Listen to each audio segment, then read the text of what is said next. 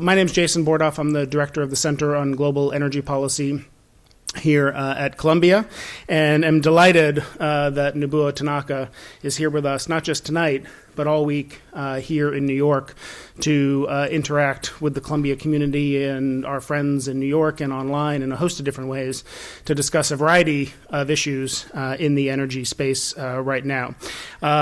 We've had a number of events before to discuss the impact of the transformation in shale gas and tight oil in North America, and also it's important to look at what that means around the world. Tanaka-san is based in Japan, although obviously he travels quite a bit, and so his perspective is going to be particularly valuable to think about how what's happening in North America is impacting the rest of the world. He is the former executive director of the International Energy Agency. Most importantly now, he is a distinguished fellow at the Center on Global Energy Policy here at Columbia. He's a global associate for energy security and sustainability at the Institute of Energy Economics in Japan. He has decades of experience with energy and finance, going back to 1973 when he joined Japan's METI, the Ministry of Economy, Trade, and Industry, and has worked for the OECD and a host of other positions, and was the executive director of the International Energy Agency in Paris from 2007 to 2011.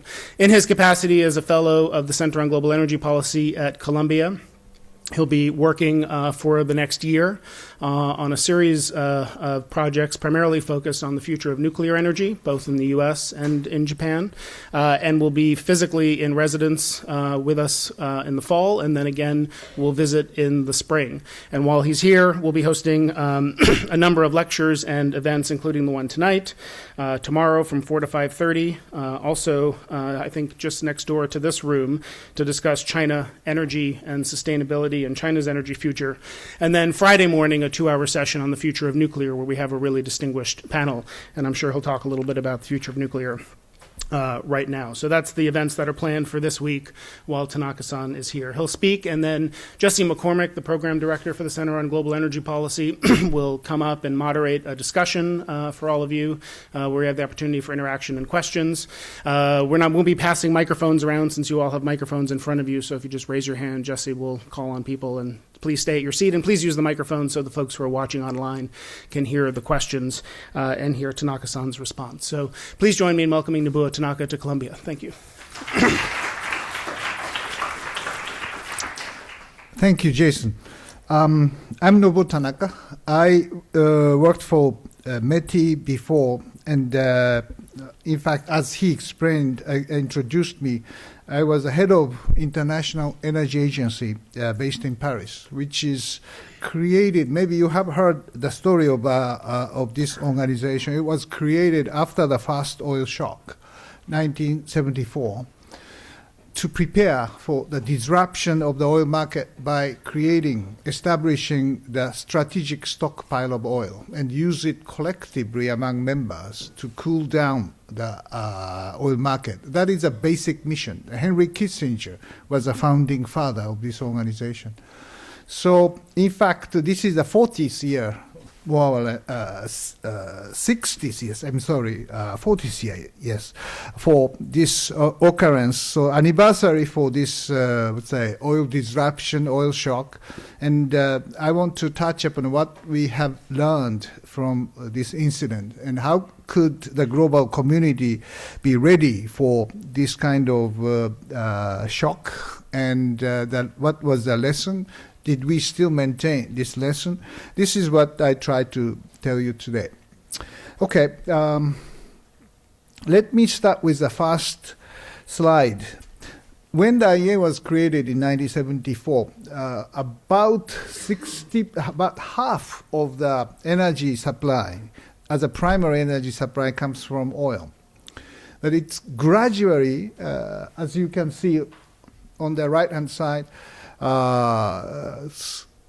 it moved away from oil to something else, like coal, like gas, like nuclear. And the weight of oil is now about 30%. When you see the electricity, the situation is much more radical. The oil is about a quarter in 1974, but it's almost 4% or 5% means that, yes, we are moving away from oil, but depending on something else. Moving away from oil means, okay, dependence to the Middle East, major oil producers of OPEC, influence is getting less, but certainly we have to rely on the other sources like gas or coal or nuclear. So the issue of energy security is getting much more complicated, or we can say comprehensive security is necessary now. Not only the spare capacity, not only the strategic stockpile of oil, but we have to think about how can we get a stable supply of gas or stable supply of electricity with different sources. This is a very challenging theme for the IEA also. How can we build the comprehensive security framework? IEA is always, every year, IEA disclose this publication so-called World Energy Outlook. The new one is coming very soon, but unfortunately it's not yet ready, so I use the old one, which was publicized last year in 2012. But the weight of the energy consumption by the OECD countries, that's the blue one, the developed economies share declines gradually.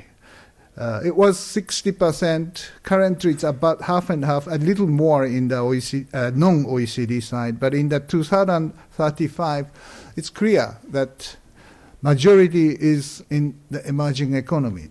Where? Yes, China is certainly the big part. Then India, Middle East, or ASEAN countries. So Asian economies are using more and more energy for its economic growth. So certainly the Asian economic growth is good for everybody, to stimulating the growth of the other part of the world. But certainly where this supply comes from is the issue. And this is the next chart, shows where the energy supply comes. Certainly the renewable energy sources like solar, wind increase 80% from now to 2035. So nuclear, even after Fukushima, is expanding about 60%. But majority of the energy sources are still from fossil fuel. Currently, 81% is fossil fuel, like coal, oil, gas. In 2035, still 75%, 3/4 of energy is from fossil. So the issue of energy security is who is taking the lion's share of this limiting fossil fuel, and among the Asian growing economies. So you can understand where this energy security issue arises. Who takes the limited source? And a big issue or focal point of the World Energy Outlook last year was the US.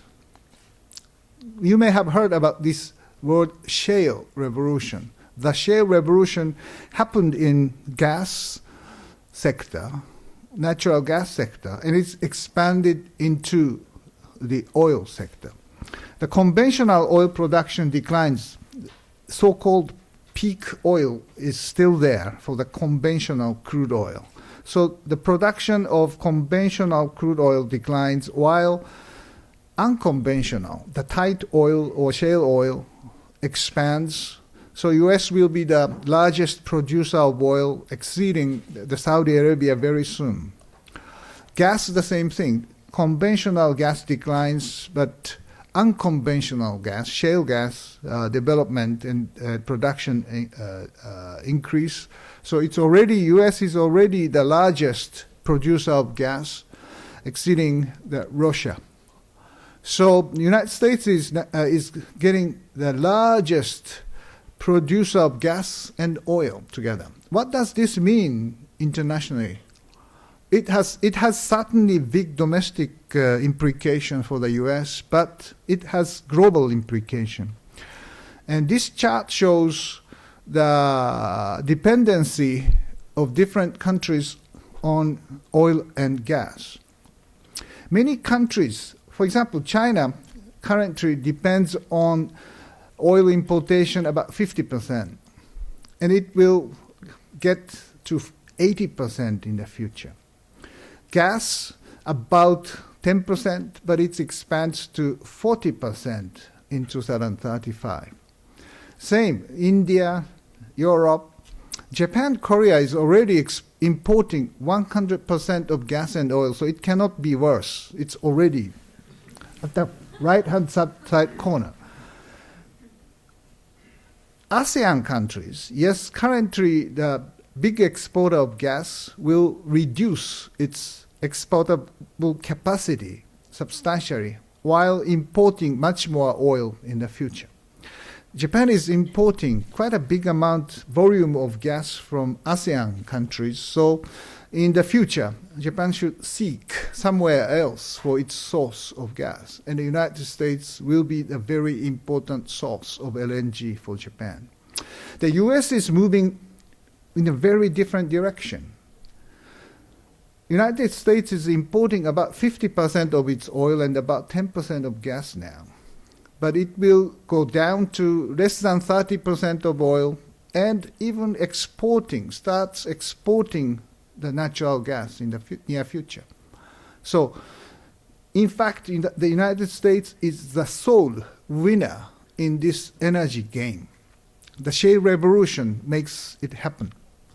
The US trade deficit, out of 60% of this trade deficit comes from the importation of oil. So the reduction of the importation of oil as well as exportation of the gas improve the trade deficit substantially.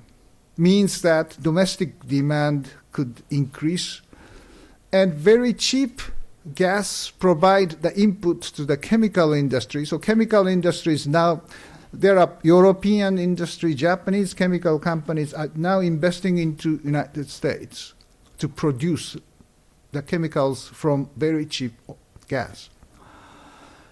Not only that, the cheap gas means cheap power generation. So manufacturing sector is now coming back from maquiladora between US and Mexico or from China. So manufacturing sector also enjoy the very strong competitiveness in the United States. So whoever be the president in the future, the US will get a very substantial competitiveness over its rivals in the industrial sector. So my question to many of my Japanese colleagues is that how can Japan compete if Japan does not have any nuclear power running? We don't have any sources of gas, oil, coal, and even limited use of renewables. How can Japan compete in this kind of context? So this is a huge challenge for the country like us. Another important implication of this shale revolution is that currently about 50% of Middle East oil is exported to Asia, and about 2 million barrels per day to United States. But in 2035, 90% of Middle East oil will go to Asia. China, India are the major importer of this oil, and significant decrease in the United States. So we may call it the North American energy independence of the Middle East oil. And this is a huge development, and it has potential geopolitical implication. Of course, U.S.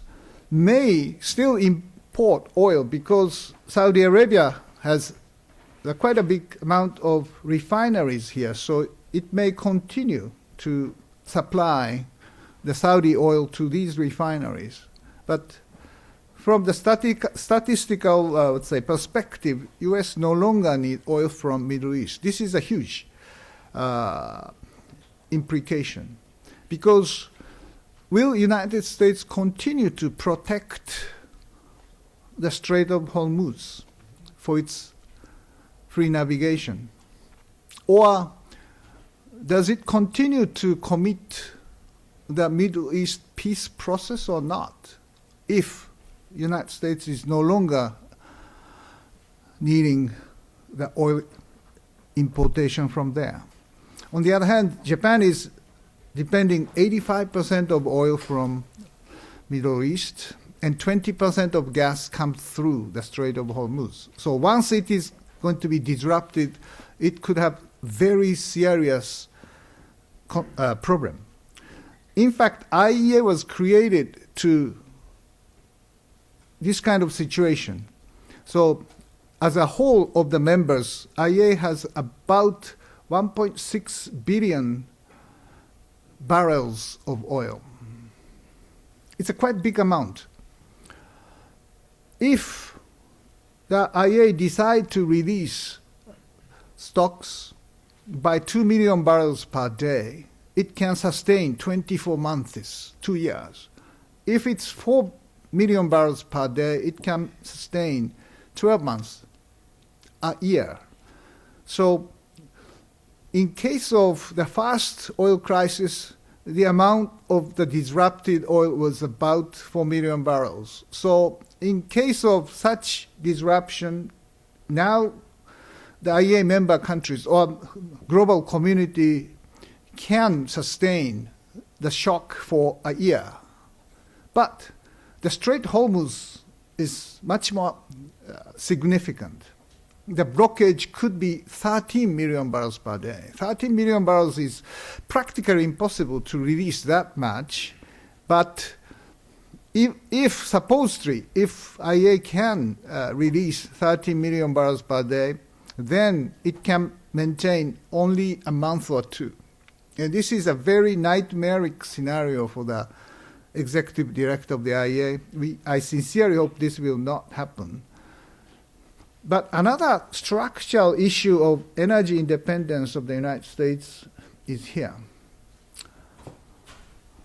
The OECD countries' importation declines gradually, while importation of China, India together increase very quickly. And in 2035, they change the place. India and China import more than the total of the OECD countries. And the US is getting very small importer at that time.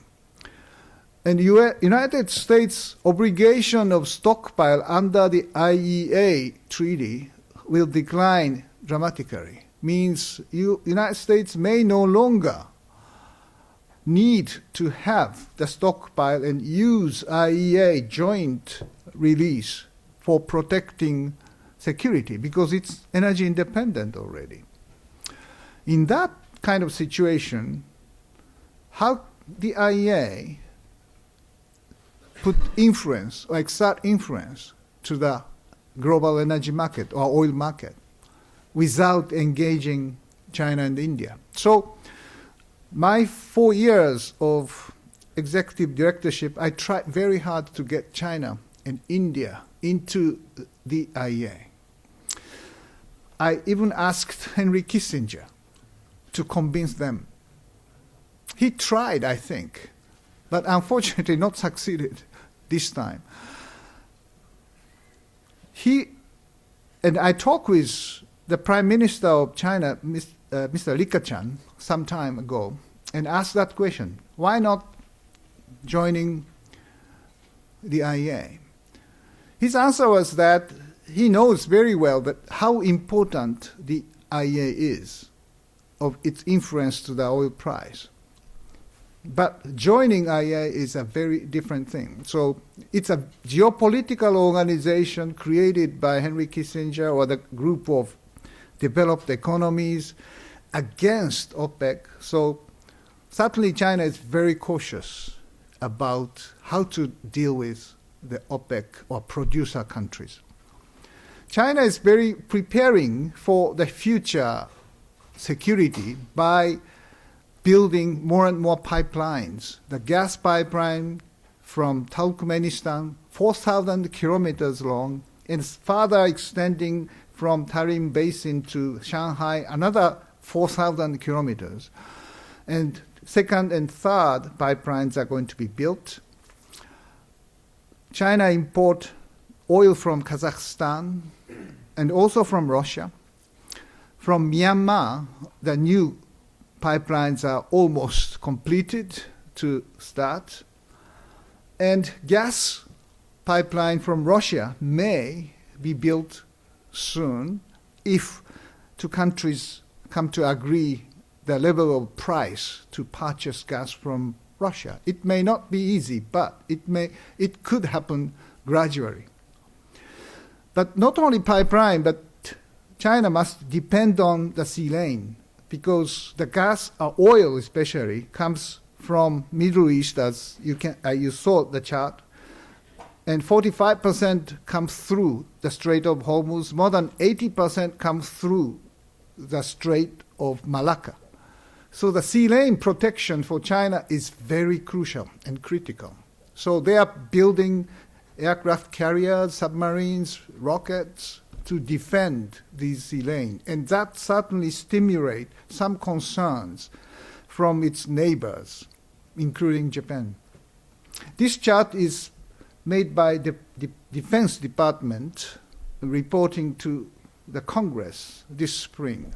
So clearly, it's the military implication of U.S. moving away from Middle East, pivoting to Pacific and Asia, certainly has implication for China. Golden age of natural gas. Yes, instead of oil, many countries now move to natural gas because its abundance, because of its cleanness in terms of carbon intensity. And this shale revolution or unconventional gas makes a big difference. The conventional gas producers are mainly four: Russia, Iran, Algeria, and Qatar.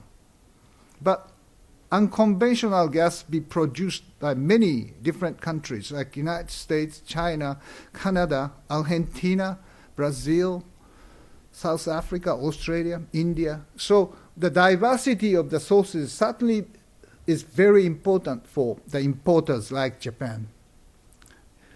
Energy security lies in the diversification of the sources and countries, and also diversification of the fields. So this is a very promising development for the countries.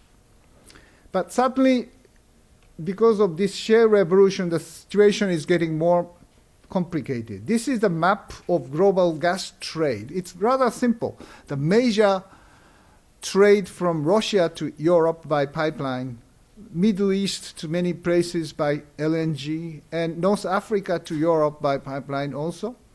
And ASEAN is a big exporter to Japan and other Asian countries and Australia. But in 2035, the U.S. is a very important player, Latin America too, and East Africa. While Middle East and ASEAN will decrease its importance, Australia will stay important, but the cost is very high there. So Russia is certainly playing continuously the very substantial role. And Russia is now moving away from Europe and aiming toward East, where the economic growth is happening. So building more pipelines to Pacific coast or using Sakhalin. And this is the Russian energy strategy, diversifying the customers. But the issue is price. Before the shale revolution, the gas price of three regions, Japan or Asia, and Europe and the United States, are basically in the same trends. The U.S. market of Henry Hub fluctuated due to the markets, but generally the trend was similar. But after shale revolution, there are three totally different zones of prices. Japan is paying about 5 or 6 times more price for gas than the United States, while Europe is paying 4 times more than U.S. Why this is happening? Yes, it is because of the Shale Revolution in the North America. This chart made by IEA is showing why the U.S. gas price is so low. This curve is explaining about the break-even costs of gas relative to the liquid contents of the gas.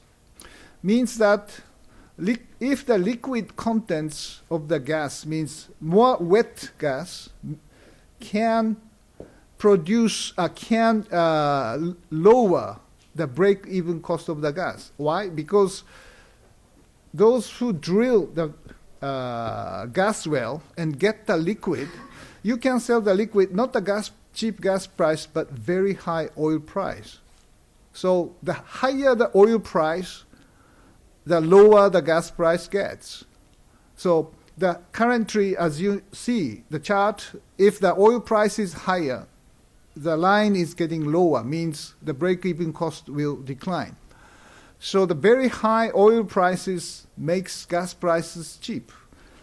Yes, if you sell the liquid content with very high oil prices, you don't have to gain margin in the gas price, gas sales. So sometimes gas is sold into the pipeline for free, or sometimes even there is no gas pipeline around, you burn it. It is called flaring. Of course, burning is better than releasing it to the air because greenhouse gas effect of methane is 6 times worse than the carbon dioxide. So burning is reducing the greenhouse effect. But commercially, just releasing is what it could happen in this kind of situation. So the problem for Japan in this kind of context is that Japan is still, or Asian countries are still linking the importation price of the gas to the high oil price. Because it was a practice when Japan started importing LNG, because this importation of the LNG is replacing the oil thermal plant. So in that sense, replacing oil by gas, so price linkage to the oil price has started. But if we continue in this kind of situation, it is just ridiculous and crazy. While the oil price is getting higher, the gas price is getting lower in the United States, and linking the gas price to the high oil price makes a huge demerit and disadvantage for the importers in Asia. So Asian economies are now looking at United States. If U.S. can export the liquid natural gas to these countries, the price could be much, much lower. Of course, the price is higher than the U.S. because of this liquefaction or shipping cost, but certainly it is much less than the price which Japan is paying now. Other factors is kind of, current contract, which is called long-term contract with destination restriction. Japan cannot resell the oil or the gas to somebody else, which Japan buy from Qatar or Indonesia or any.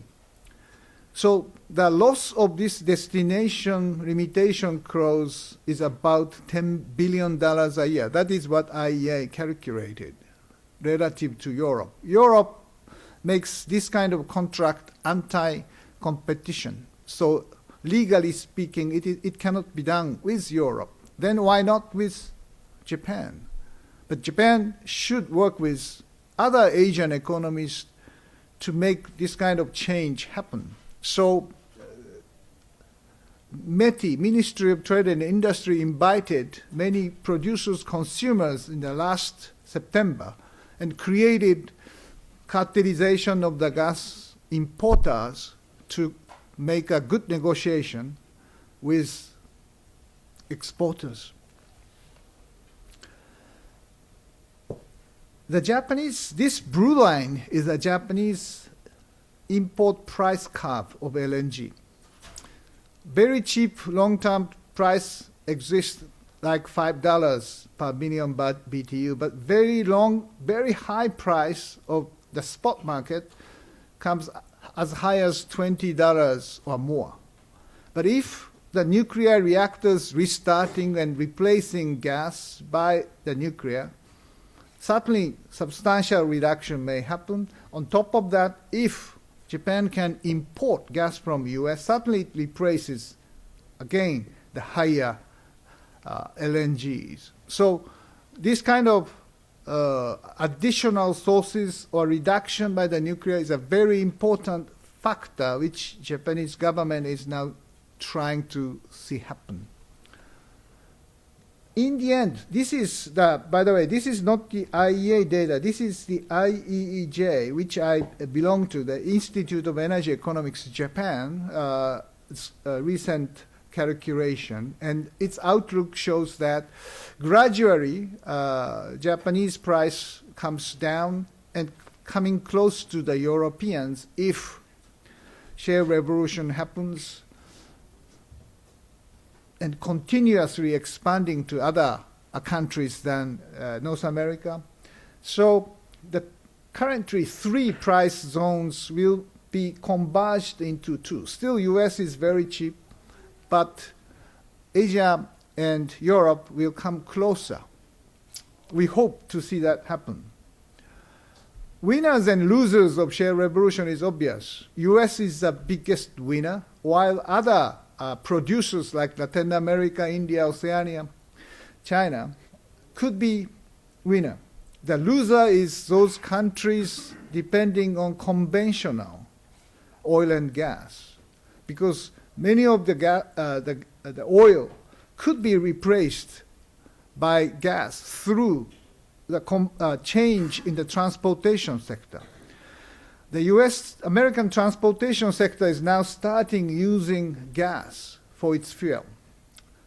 Compressed natural gas vehicles or even LNG vehicles are developed for commercial purposes, trucks, delivering vehicles or buses. So if this revolution of shale revolution expands to the transportation sector, maybe that is the second phase of the revolution. We'll see. But that is exactly what OPEC countries are most concerned about. Japan could build pipelines with Russia. Currently, Japan depends on the supply of gas by totally LNG. Europe has both pipeline and LNG. So competition among the mode, diversification about the mode of importation is certainly important. So I am personally promoting the idea of building pipeline with Russia. Is Russia a stable supplier? This is an interesting question. But Middle East is not always very reliable supplier, so diversification is the only answer for this kind of situation. And Japan and Russia is so close, only 800 kilometers. So pipeline could be much cheaper than building LNG facilities. But to make that happen, Japanese pipeline system also be renewed or refreshed. The currently the Japanese pipeline system is very weak. Another interesting issue is this flaring issue, which I mentioned. The Bakken field is bright at night, but because of this flaring, burning the gas, associate gas.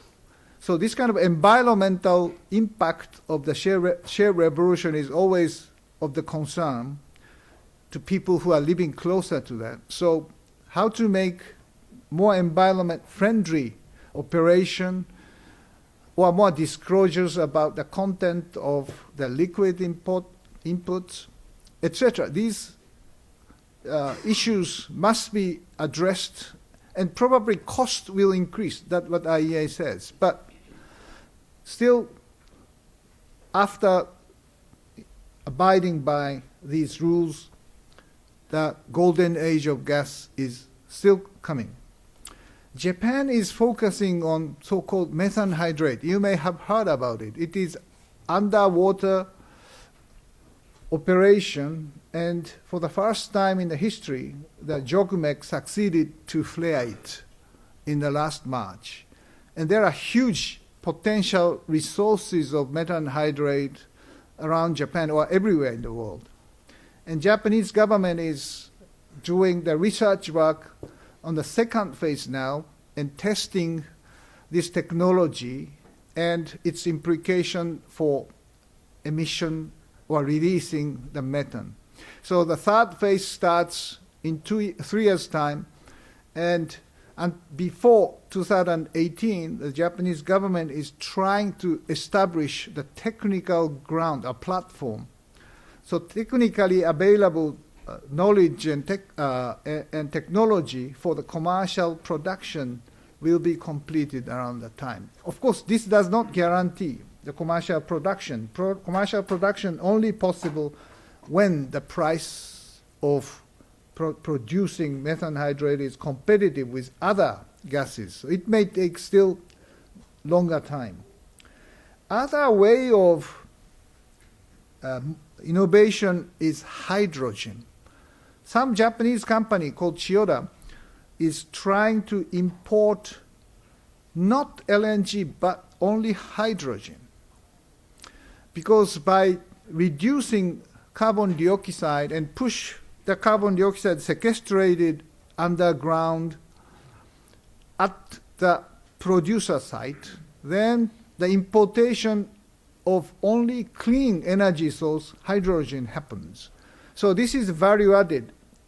When the carbon price or carbon tax is getting high enough, importing hydrogen becomes more sense and competitive.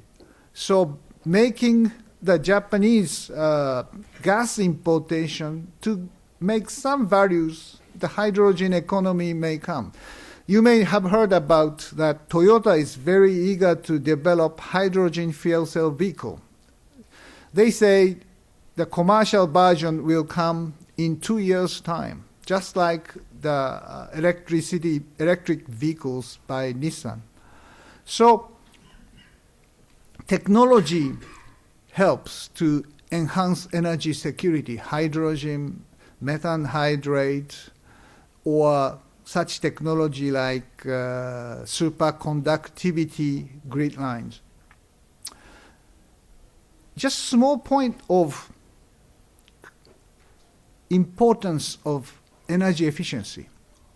U.S. energy independence comes not only from Shale Revolution, but energy efficiency in the United States. What does this mean? It is the much more stringent fuel standard for automobile is going to be introduced. So I understand that in 2025, the 52 miles per gallon of gasoline is going to be introduced. And this is very substantial focus for reducing gas consumption. So half of the energy independence comes from this energy conservation in the United States. Not only shale revolution or production of the shale oil here. Let's see electrification.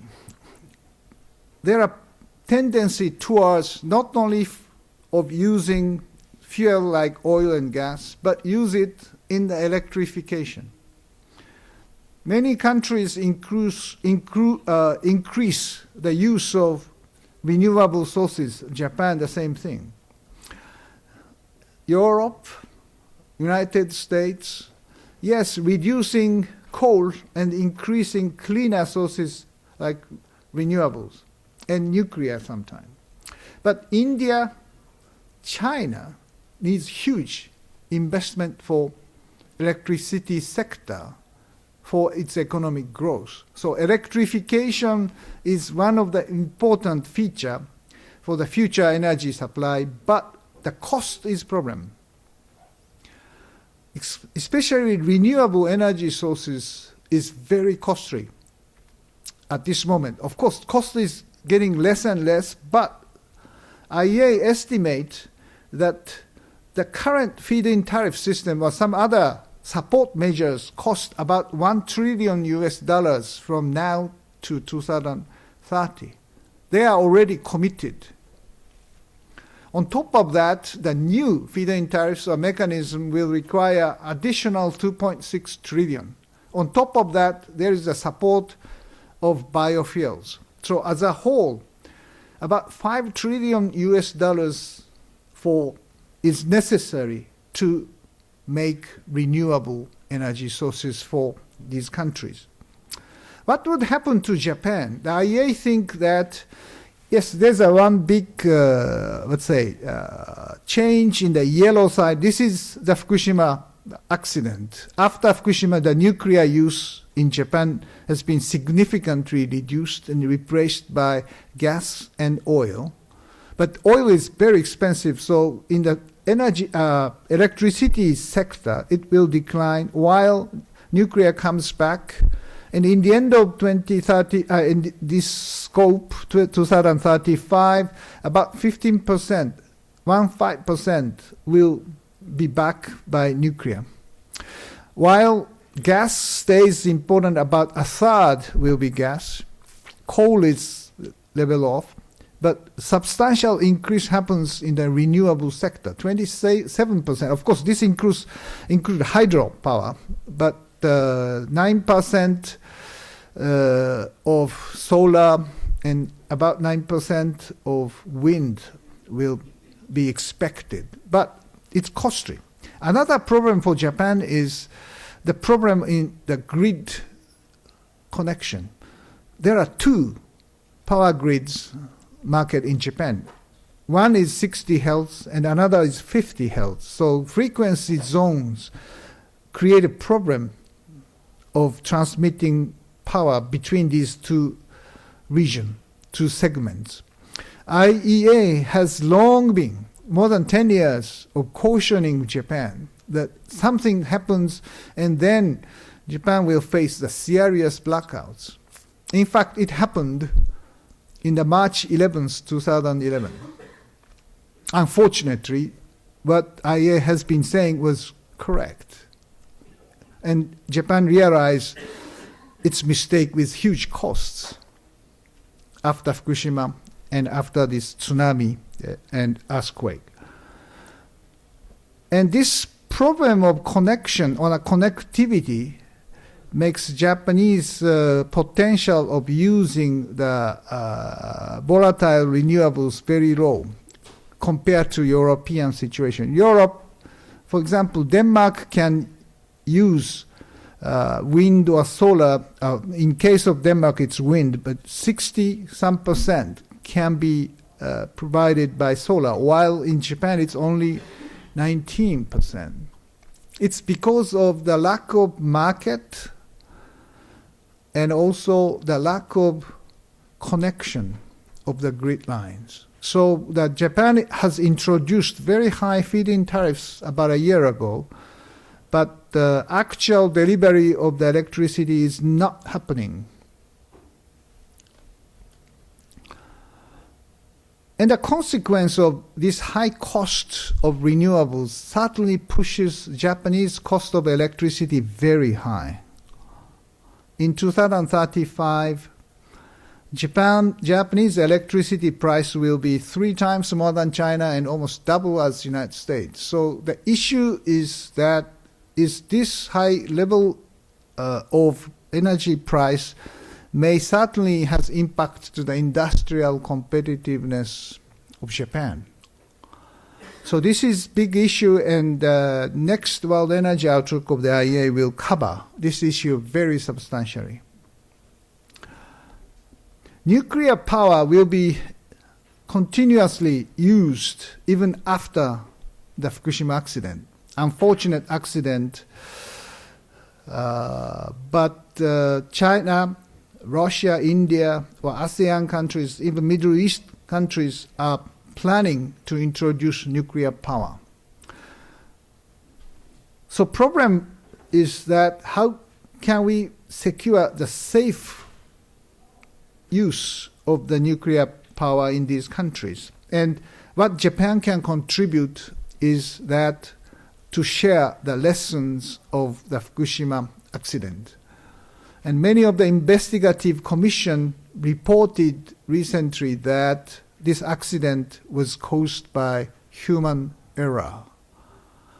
So human error, not only operators of TEPCO, but TEPCO management choice, decision making, or regulatory authorities' mistake, or politicians' hasty intervention to the process. There could be many mistakes which Japan should have been avoided. But anyway, the most important lesson is think about the unthinkable. We have to think about these emergency cases, otherwise we will have problem. And to secure the nuclear power or to make it safer, there are technologies. We will talk about this integral fast reactor and pyroprocessing on Friday. I will moderate the panels about this issue. Tomorrow night, the CNN will broadcast the movie called Pandora's Promise, directed by Robert Stone. This movie will show you the very interesting story about how many people be convinced the nuclear power is necessary to make Earth greener. Those who are opposed to the nuclear power changed their views by many of the facts and evidences and studies.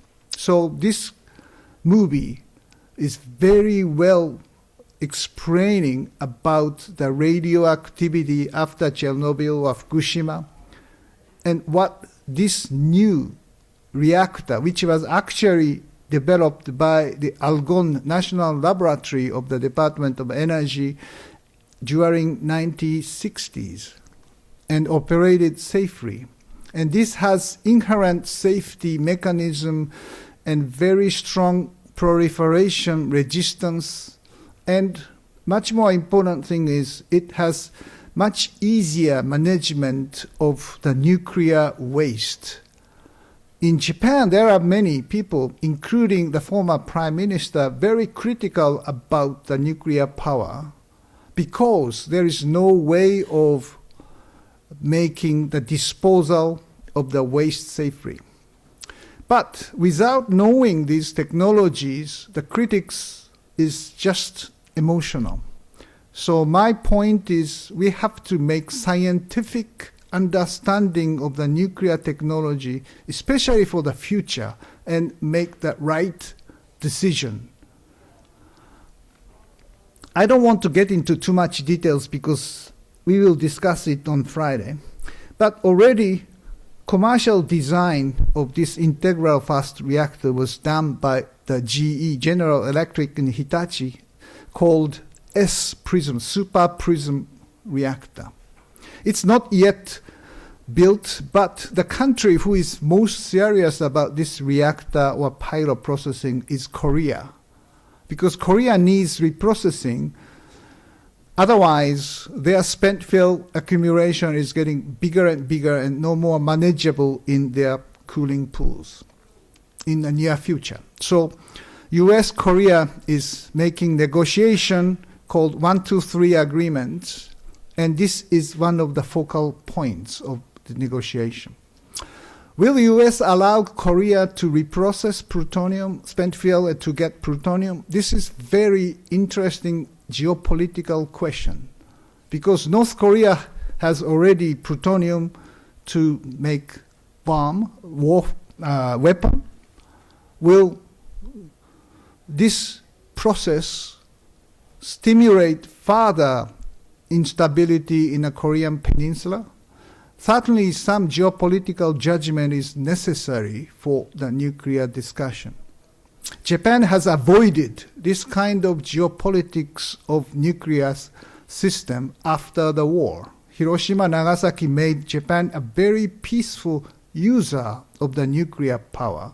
So it was kind of taboo to discuss geopolitics of nuclear power. But without discussing, maybe it is a little dangerous that it may change the power balance in the Far East.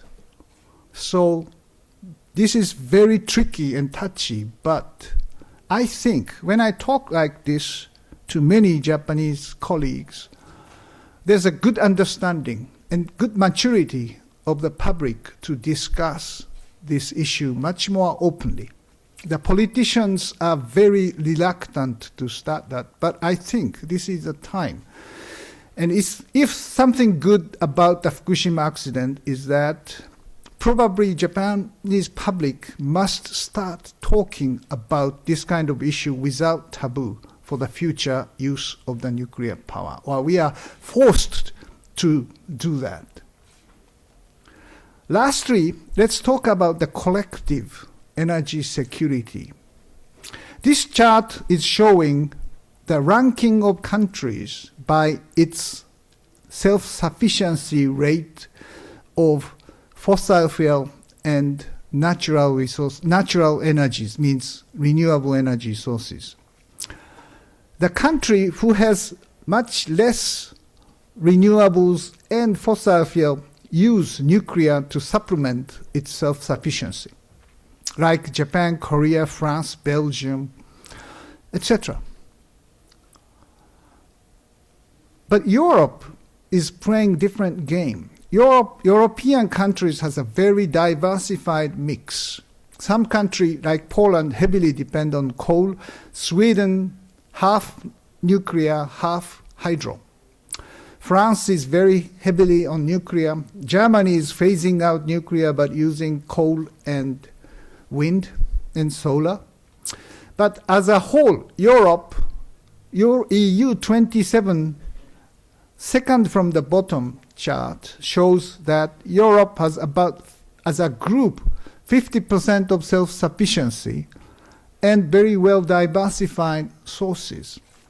This is average number, but it's not average because Europe is connecting each individual members by grid line, power grid lines, as well as gas pipelines. So Europe is aiming at one single energy market to enhance its energy security and sustainability of using more renewables in a bigger market. So this model is applicable to Asia, growing Asia. This is my kind of challenge and question. European market is very well connected on each other. Germany can phase out nuclear because if necessary, Germany can import electricity generated by nuclear from France, or from Poland generated by coal, or wind generated from Denmark. So this kind of connection certainly help to use of the renewables and security. Europe is aiming at connecting its grid line with North Africa. It is called Desertec project, and Spanish minister, when I talked to him, he said, Mr. Tanaka, this is the project Energy for Peace. Why it's Energy for Peace? He laughingly said that, smiling, and he said, yes, Mr. Tanaka, this is a grand conciliation between Muslim and Catholic. Good luck. Gas infrastructure is also same. There are plenty of gas pipeline from Russia to Europe, but there are some other sources bypassing in the Baltic Sea or Nabucco pipeline. There are plenty of additional LNG facilities, so Europe is very well diversified in the gas supply. In terms of the North East Asia. There's some idea called Northeast Asia Gas Pipeline Infrastructure. It's a blueprint for the future. But actually what had happened was the building the pipelines in China. This concept was developed by the Dr. Hirata, the Japanese person, visiting many places around this and made this blueprint.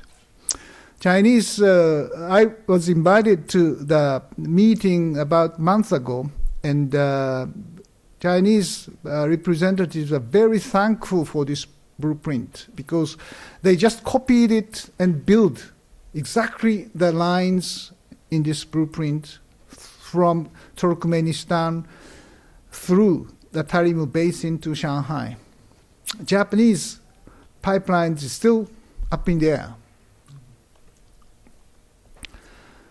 Connecting grid lines with other Asian economies is now, let's say, talked about. Mr. Masayoshi Son, he is the president of SoftBank, who bought Sprint very recently, is preaching this Asian supergrid, connecting Japan with Korea, China, and then Mongolia. And his intention is importing wind power from Mongolia through grid connection. Russia is interested in selling electricity generated by hydropower because hydropower is abundant in East Siberia. Only 5% of the potential is utilized at this moment. So Russia is interested in selling electricity also, not only gas. So this kind of idea is certainly the new vision, energy for peace in Asia. So my final slide is this. Yes, comprehensive energy security is what we have to think about, especially for Asia. That is what we have learned through the lessons 40 years ago from oil crisis, or oil shock, we say. But certainly it is very much more difficult and complicated, and new technologies, gas issues, shale revolution, the global context is changing quickly. So my final word about the cooperation with Asian neighbors is that Japan, Korea, China, Russia, we have some difficult territorial issues over the small islands or even rocks, and we don't have time. We should not waste our time of disputing over these kind of issues. Thank you very much for listening to me.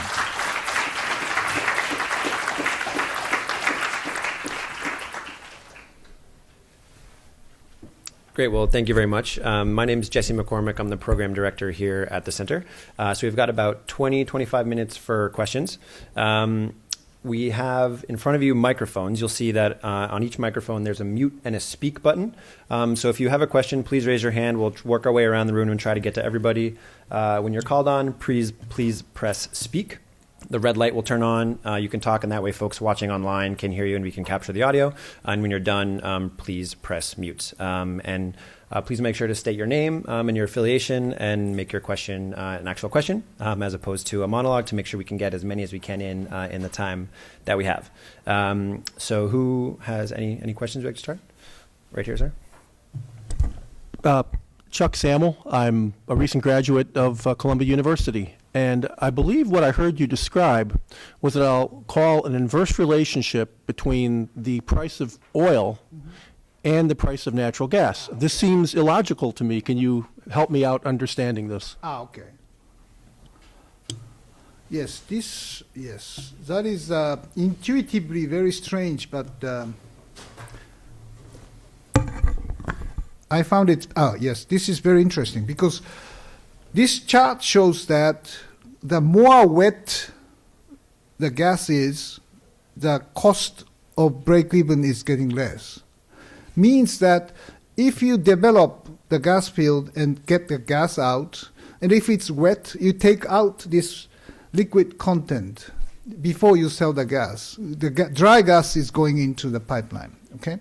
And this wet content or liquid content can be sold as a very high oil price, not the gas price. So by selling the wet content, you get enough profit. So you don't need to get money out of the gas sales. That's the reason why abundant or oversupply of gas happens in the United States. That's the reason for this very cheap price of gas in the States. So this will not continue forever. Of course, cheap gas certainly trigger the much more use in gas thermal power sector or petrochemicals, or even what I said is transportation sector. If transportation fuel moves from gasoline or diesel to gas, certainly the gas price will increase. So instead, the oil price will go down. So the convergence may happen. And there are some symptoms of that is happening because many oil companies, international oil companies, call themselves gas company because more than half of their profit comes from gas business. So this oil-gas convergence is a very interesting next phase of this shale revolution, and we'll see. I don't know when it happens, but certainly there is a tendency or symptoms of moving that direction. Go in the front row and then back and then back. What's your own view of the environmental safety of the shale revolution? Okay. So, I mean, you see more and more countries now wanting to move in this direction, not just the U.S., but people are searching for shale gas everywhere now, and the costs are not too clear. Yeah. Thank you very much for a very important question. Yes, as it says, there are certain concerns about seismic impact or spill or contamination of the water or water recycling, availability of water or tap water contamination, etc.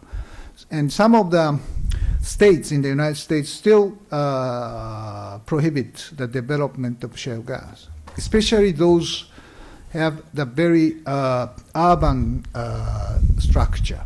The close to the urban area, especially the European countries like France, like Germany, are not so interested in developing shale gas, while Poland is very interested because Poland wished to reduce the dependency on Russia for the gas supply. So there's strong interest in some countries. The UK leave it to the market, but some concerns. So if my understanding is that this could be technically solvable, but it means more costs. So IEA estimates that the total cost increase would be about 7%. But 7% is probably still, we can overcome this difference into the mechanism. So golden age of gas is still coming. Is this shale revolution expands to the other part of the world? This is an interesting question. China is especially important. If golden age of gas should happen, the Chinese shale production must increase dramatically. And there's some indication that Chinese gas development is, structure is different from US, much deeper. Structure is different. The cost is higher. And in some part of China, the limitation of the availability of water and their price control over the gas as well as electricity certainly discourage the development of the gas there. So there are some reasons of the concern, but Chinese government needs gas so much to replace coal for the not CO2 emission but pollution reduction purposes. So I think China is on the learning curve and progressing very fast into this game, I think. Other countries like Argentina has huge potential. So it depends on how the government policy over the international investment or to let international company come to Argentina to do this development or not. So these depends on their government policy. Other places, Asia, certainly has other potentials in Indonesia. Australia is very willing to develop shale or so-called coal bed methane, but cost is very high in Australia. There are lots of possibilities even in Middle East. Saudi Arabia may have huge shale gas resources, but they have more oil and gas, conventional oil, so they are not interested at this time, but eventually they may move into that direction also. The shale oil is very much abundant in Russia, so there are plenty of different configurations in the different countries, but the price of it depending on price, depending on technology, so I think it may take some time, but the shale revolution will continue and expanding gradually to the other part of the world. That is my understanding.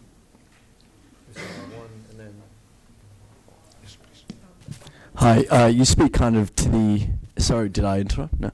The inevitability of the shale gas revolution. There is some worry among those involved in climate science and policy that we're currently locking in infrastructure in terms of unconventional oil and gas that's setting a global path towards a threshold above this 2 degrees Celsius that's talked about at climate change, dangerous level of climate change. Do you think there are any, do you see more potential to mitigate those efforts through technology, or do you think there'll be some kind of concurrent policy that will try to mitigate emissions or the impact of the expansion of unconventional oil production? Yeah, okay. That's another interesting question. Certainly, shale gas development and expansion of the use of the gas in the United States reduce the coal thermal power, and that has as a net impact of reducing CO2 emission in the recent years. So in that sense, yes, the shale gas revolution has contributed to the climate change mitigation in this country. But still, the natural gas has carbon content, so it cannot solve the issue totally. And for that, if the carbon sequestration, carbon storage and sequestration technologies be developed and used for the gas, then the story is different. So to make the gas as totally environment friendly, we need more technological development like CCS, and certainly use of more renewables or more nuclear power is probably really necessary for if the real challenge of CO2 emission reduction is coming.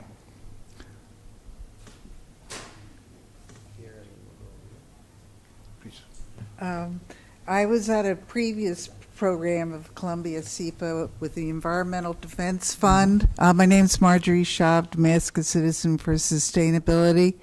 And they mentioned that methane is, over a 20-year period, in the 70 times more powerful than CO2. Right. And over 100 years, it was in the 20s more powerful than CO2. And there are a lot of abandoned wells, and there are very steep depletion rates, which mean more shale gas development.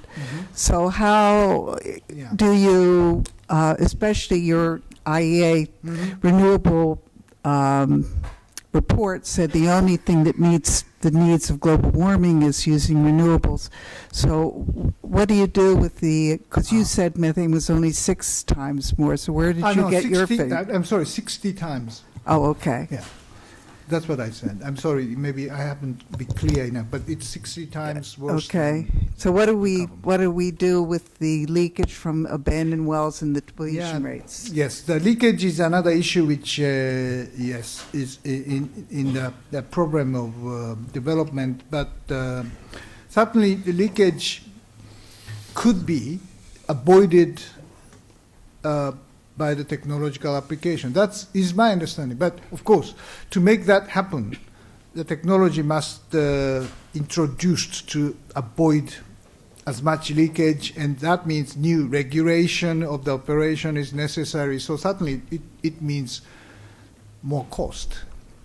And is this cost still be affordable for the development of gas? This is a difficult question to answer.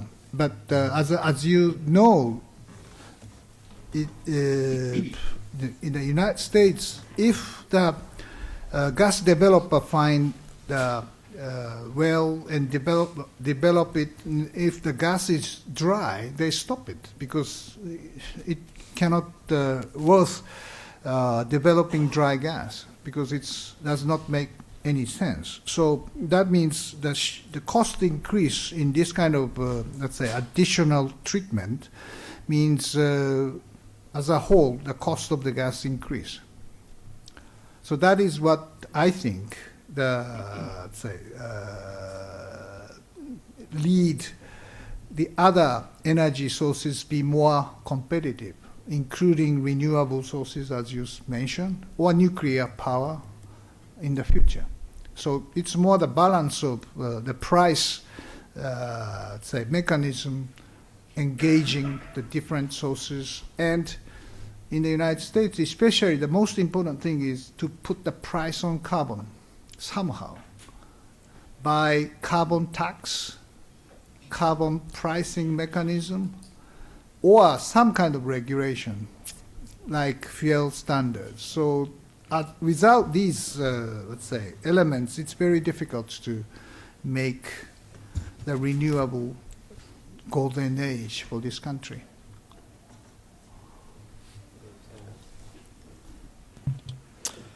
Thank you for your presentation. I'd like to ask a question about the potential,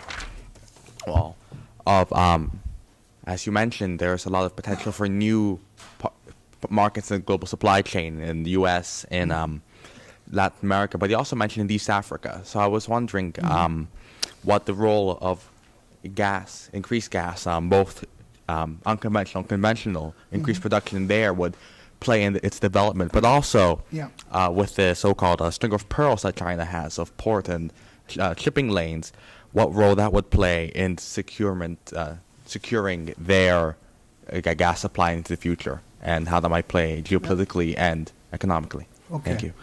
Yes, I think Africa is getting more and more important. As I mentioned in some chart that, excuse me, no, this is,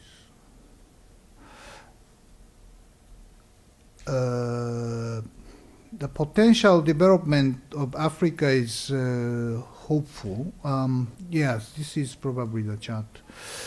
And especially east coast of Africa is, there are huge potential offshore, and development is starting. The problem of Africa is there is no infrastructure for liquefying or exporting these gas or oil.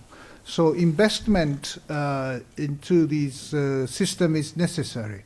And that means is the cost of new development is can reach the market or not. But certainly Africa is a promising region to have new shale or new development for the oil. For the sake of Africa, the important thing is how to electrify it. This is a very challenging subject. Using renewables in a decentralized manner is probably very important for Africa. So so then the price of these renewables, so electrification in Africa is challenged, but certainly if the new concept of decentralized solar, decentralized wind is much more readily available, I think it may change that dramatically the, let's say, African economic growth. The China, and you mentioned about the sea lane protection, China's dependency on gas. China is very serious about shale gas domestic expansion, of course, because to import LNG or gas by pipeline, certainly domestic production is a very important competitor. So knowing the cost of domestic production helps to make better deal with other exporters. So the China's interest is certainly developing its domestic production first. And they're not in a hurry to negotiate the importation, and technologies in China is certainly developing very strongly. And while sea lane protections or pipeline building is challenged because it means additional cost for China. In a global economic development, yes, it is a huge challenge because cost of energy is getting higher and higher. So can these higher costs be overcome for the growth? So probably more and more important elements in the economy in these countries are the energy efficiency. How can you use less energy for the same economic growth is probably very important technology or policy targets in the future. There was one here, and then we'll go On in the back. Walter Goldstein, on your last point about the energy input needed in order to expand by the units of GDP and wealth, I wondered if you would draw, as the title of your talk was, what were some of the lessons learned from what happened to the founding of IEA in 1973 with what might happen on something that didn't appear on your chart. You gave a satellite view of where there is flaring across the across the universe. What was lacking are the satellite measurements of pollution in the atmosphere, the greenhouse gases increasing rapidly. Yeah. And this brings up the notion of a kind of stochastic, the event that breaks up your linear development of market timing, of market marginal economic development, that something has to be done. That's interesting. And that 2035 is your extrapolation, but by then we might find that those particles per million in the atmosphere require something which is much more urgent that the market system can't provide. This is an interesting point. In fact, I didn't show the graph which IEA created, and during my executive directorship, IEA's role has changed much more to the sustainability issue, just as you mentioned. Because energy sector is considered as a kind of enemy for the sustainability, but we argue that energy sector must be a part of it, because energy infrastructure certainly produce 60% of the CO2 emission globally, compared to the other part of the CO2 emission. And how much infrastructure investment necessary to achieve the 50% reduction by 2050, and then eventually leading to the 2 degrees Celsius trajectory. And the cost is huge, by the way. We have to build 20 nuclear reactors every year from now to 2050. Well, we have to build almost double every year the level of renewable energy sources. So if you calculate these necessary investments to achieve the sustainability is huge. So our contribution, we call it 450 ppm scenario in the World Energy Outlook, and it was very popular. Still, it is there as a benchmark of the energy infrastructure implication for the sustainability. So in that sense, IEA's mission has expanded. I didn't show you the slide for that, but certainly IEA's role in the sustainability has been recognized by many players in the negotiation for the climate change, for example. I was invited many times to the COP meetings and make presentation. What you are talking about? You are talking about 50% reduction or 2 degrees Celsius targets, but what does it mean in terms of the investment? So without commitment to that kind of infrastructure investment, it's just scientific fiction. I was hated by many of the people there, but scientific fiction, we can go nowhere. Just because climate change negotiators always believe, okay, let's set the targets of reduction and that's it. But nothing happens by setting only targets. But commitment of action or investment is certainly necessary. So for that, I'm very happy to tell you that IEA has changed very much to the energy security perspective, to the sustainability perspective. Yes, on transportation, you mentioned the growing use of natural gas in transportation, particularly compressed and even liquid natural gas, especially in the commercial fleets. What about tight oil? Is tight oil a substitute for conventional oil in transportation, or does it have chemical properties that make it harder to refine or lower quality, and can it be used in transportation as with natural gas? Okay. I am not the engineer about to tell you the difference of tight oil to the conventional oil. I think maybe some content is different, but tight oil can be used as the regular oil as such. Of course, in the production process, they need different technology, so the cost is higher, but the oil which is produced by the process is basically same thing. So it is transferable as part of the oil. So it contributes.